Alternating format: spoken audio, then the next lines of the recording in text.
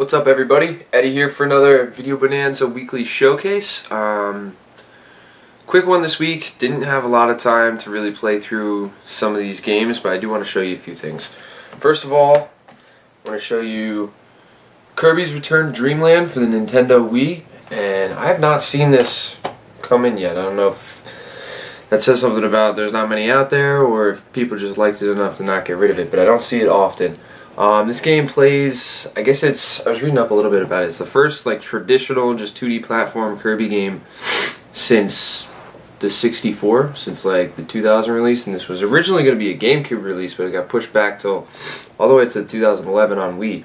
But this game is in the same vein as I would say Donkey Kong Country Returns on Wii. It's just like it's Nintendo doing throwbacks to their original 2D platformers and putting them on the Wii and making them look real good, and you play it the same way. Well, you don't play it the same way. You use like Wii controller sideways, and you have your two buttons and yada yada. Art style is awesome. It's typical happy Dreamland Kirby looking games. Apparently it's got a co-op mode. You can play through the game. I didn't have anybody to play with this week, but you can play through the game with up to 4 people. You can use like King DDD and Meta Knight and all the Kirby characters. So this game, I don't know. I thought it was awesome. It's getting me really excited for the new Kirby game that's coming out on 3DS in 3 weeks, something like that.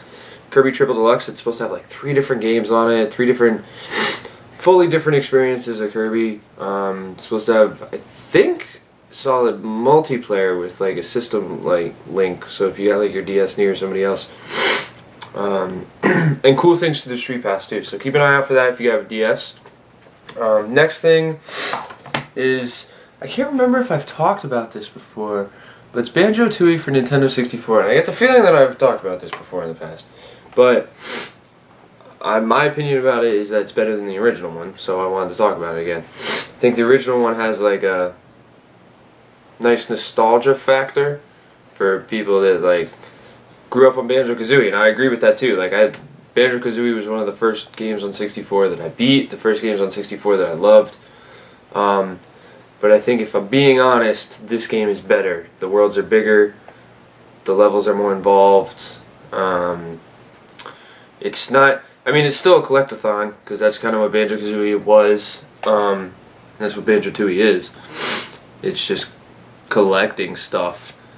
But I don't know. I think the levels are more engaging on this one than on Kazooie. Not to say that the levels aren't engaging on Kazooie. They're very good, but I liked this more. There's more to it.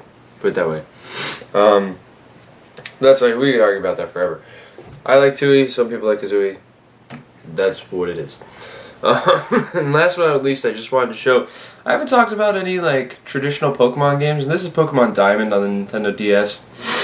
And I just want to make a note that we are always getting in traditional Pokemon games, and they are always going out the door. There's stuff that is like a revolving door with us. It comes in all the time, but it goes just as fast.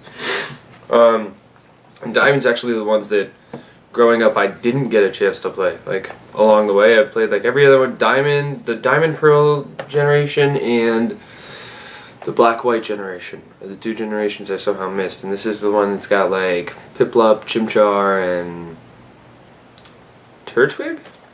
Turtwig. Those 3 starters. It's the first one on the DS. Diamond Pearl was first generation on DS. 4th generation, I want to say, Pokemon. It's a Pokemon game. They're really Japanese RPGs where you collect Pokemon, make a party of them, fight them, evolve them. I don't really know how to explain all that is Pokemon to somebody who doesn't know Pokemon.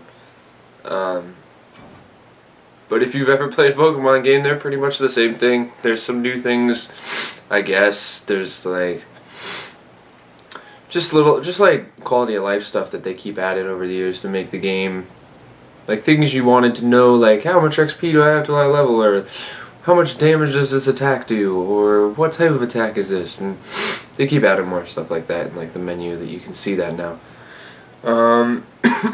That's really it this week. Like I said, I didn't get a lot of time to do anything.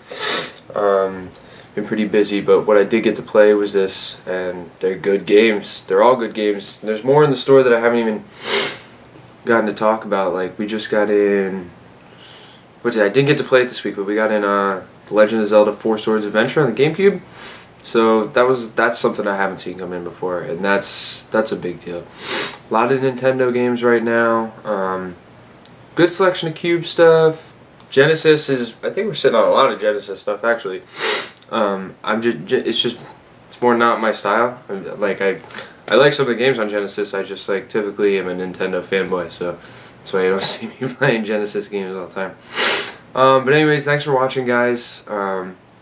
Hope you keep tuning in. Hope you're enjoying it, and hope to see you this weekend. All right.